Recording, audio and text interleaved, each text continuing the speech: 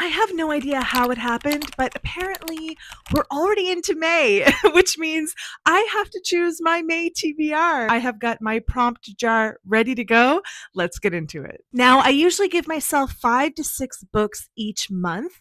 However, March was very busy for me, so I only ended up reading 3 out of my 6 books. So I am going to be carrying over a few books. Let's talk about those first. The first one is They Can't Kill Us Until They Kill Us. The prompt for this one was a book recommended by a friend.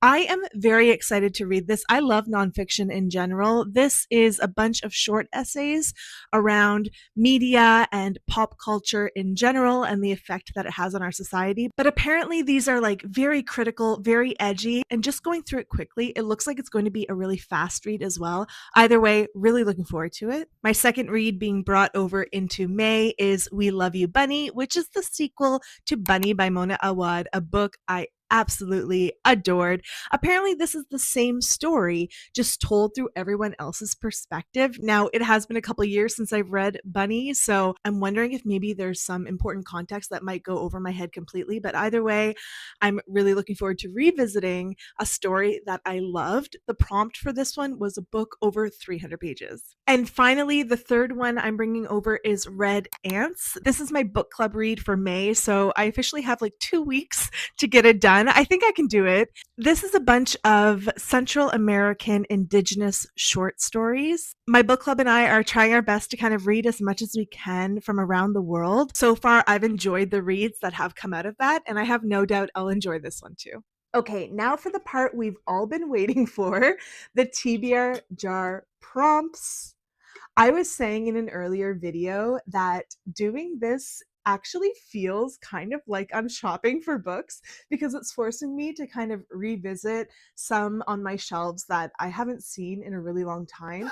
And it's making me like treasure hunt for some of them. So it is kind of giving me this high that I really wasn't expecting. Okay, first prompt. Here it is. Okay. I'll let you look at it first.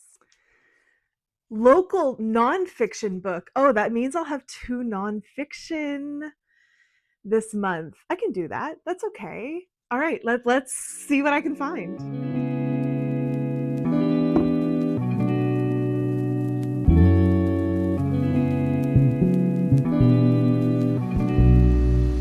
Let's see what I grabbed for local nonfiction options. They're all very different. The first one that I grabbed is Gutsy by Heather Fagan. For those of you who might be newer to my content, I do have Crohn's, and this is Heather's story of dealing with both Crohn's and colitis. This came out a couple years ago, and I was very excited to read it, but again, it just went to the back of my bookshelf and was kind of forgotten about. Now, I am leaning towards this one because the timing is kind of perfect. I am going for some Crohn's surgery, possibly this month or next. So this might just help me feel less alone in the whole process and just seen in general, which could probably really help.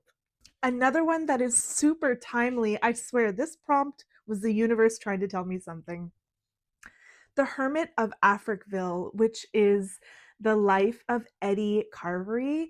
Now, when I say the timing is wild for this one, Eddie Carvery is an activist for Africville. And recently, I think actually just like a month or 2 ago, the authorities actually took away his home that was stationed there. He was living out of an RV, I believe, or a trailer of some sort, and he was the only person still there, which is why he's known as the Hermit of Africville. And it was very tragic how that happened this year, actually. So wild that this is coming up. This is going to be a hard choice. Finally, another book that just looks so good, Amy McKay, The Daughter of Family G. Now, even though Amy McKay comes from New York, she lives in Atlantic Canada and she writes about Atlantic Canada. So I'm going to consider it local. In this memoir, Amy focuses on a cancer gene that she carries and that all of her ancestors have carried. And it talks about how complex it can be to know you carry this gene, how to live with it, but also how that affects your decisions, such as having children, for example. Now, I know that Amy does not have children. This is a regular theme in a lot of her books. By the way, if you have yet to read Birth House by Amy McKay, you're going to want to get that done. One of the most incredible, beautiful books, especially for women who don't love this like social pressure and expectation of children. Anyway, I digress.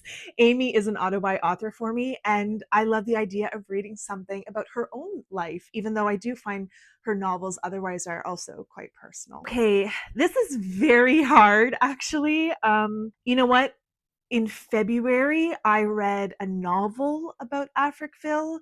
Um, and I really didn't enjoy it very much. So I might just give that more time to leave my system before heading into another book around Africville. So given the timing, I am going to go with Gutsy. I actually even have like an appointment with my surgeon next week. So it just seems too perfect. So first choice is going to be Gutsy by Heather Fagan. Okay, second prompt. I didn't say earlier, but I'm going to go with 3 prompts to make it 6 books this month. Second prompt. Oh, it was upside down. Can you read that? A book by First Nation, Métis, or Inuit author. Okay, all right. I think I know what I want to go with for this one, but I'll look at a few options either way.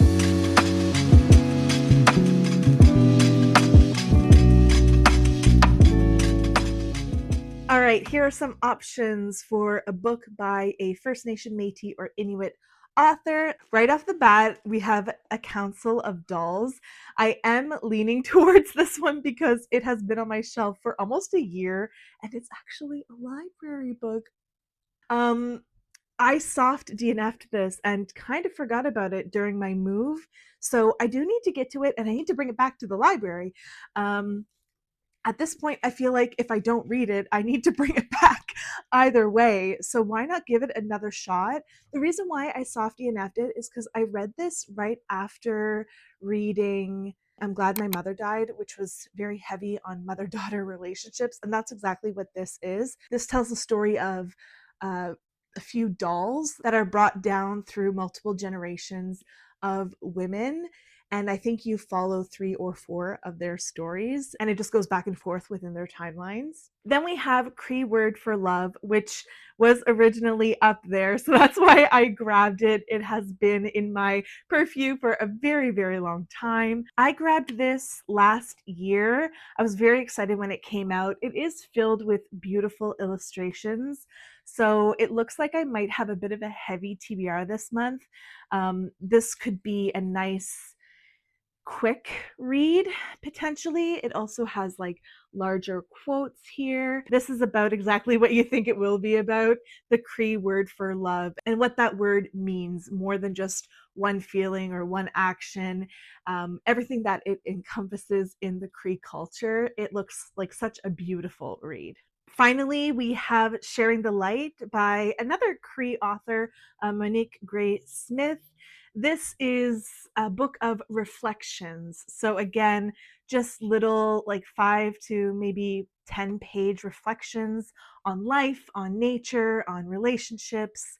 There's one in here called Chocolate Ice Cream. So I also think this would just be a really beautiful, emotional read. This is publisher mail, and I always love being able to prioritize publisher mail because it's so generous of them to send this my way that I want to be able to give them and the author as much support as possible as soon as possible. I don't know what to do. Okay, I'm in between Sharing the Light and Council of Dolls because they both need to be read like soon. I can bring this forward into another month. Nothing on my TBR so far is about family lineage, about womanhood necessarily. And those are some of my favorite themes ever. So I actually might go with Council of Dolls for this one. And then that way I can feel like a better person for not having this on my shelf. And the final pick for May, for what it's worth, I am expecting to have a lot of time in May to read. I'm just going to shuffle these up a little bit because I keep choosing like the very top ones. Okay, there we go. Hopefully that one's right side up. A book published this year. Yay, I love an excuse to read books I've just bought, and I have a lot of options because I have been receiving a lot of publisher mail recently. Okay, there's gonna be a lot of options for this one. Let's go.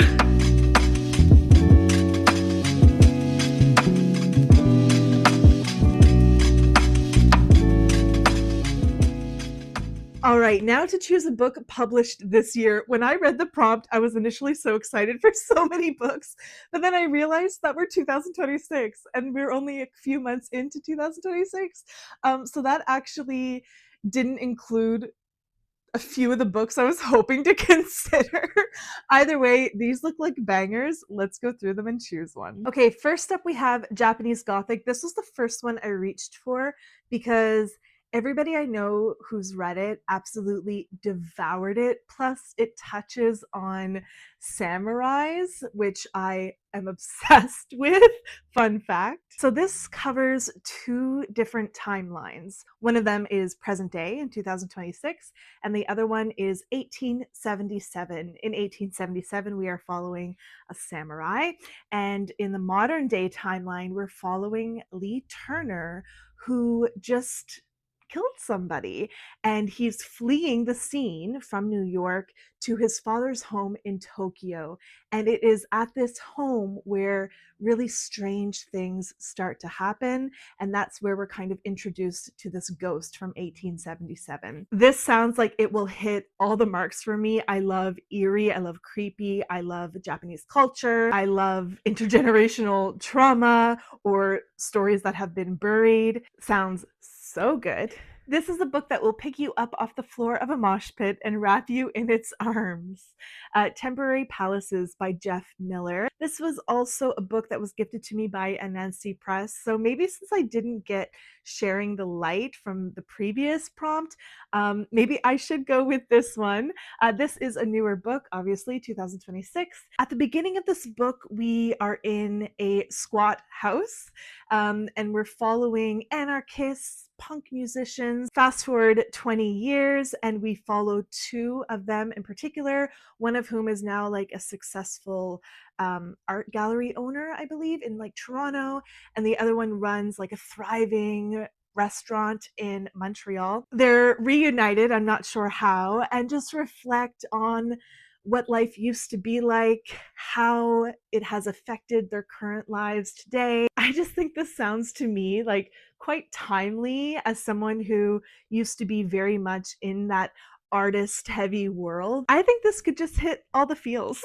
The final option is Dear Monica Lewinsky by Julia Langben. This just seems so timely given everything that's happening right now in the world. So this is about a woman who had an inappropriate relationship with her professor during university. And 10, 15 years after she graduates, she's invited to his retirement party. They hadn't had a relationship between then and now. When she gets that invitation, she starts to spiral because it brings up everything that was wrong about it.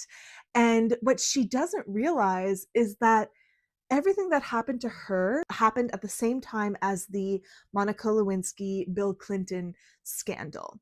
And so she starts to draw all these parallels between her and Monica Lewinsky. Now, the twist is that she starts to pray to Saint Monica Lewinsky and ends up seeing her. Now, when she sees her, Monica brings her back to 1998, I believe it was. And then she's able to start seeing what actually happened. That reveals some major truths, I'm sure, a lot of trauma. It just sounds like there's so much in this small-ish book, and it's also beautiful. I love the color, I love the visual.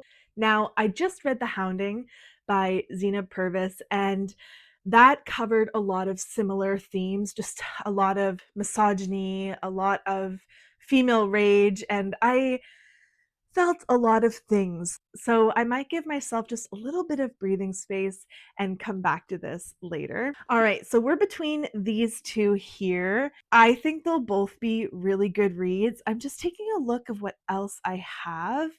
and I don't really have anything that's like thriller-esque. So I might go with Japanese Gothic because I need like something that is genre specific so I don't get into too much of a reading slump, like something that will just be like a really fast paced page turner, you know? I'm sorry, Anansi. I feel like I failed you this month.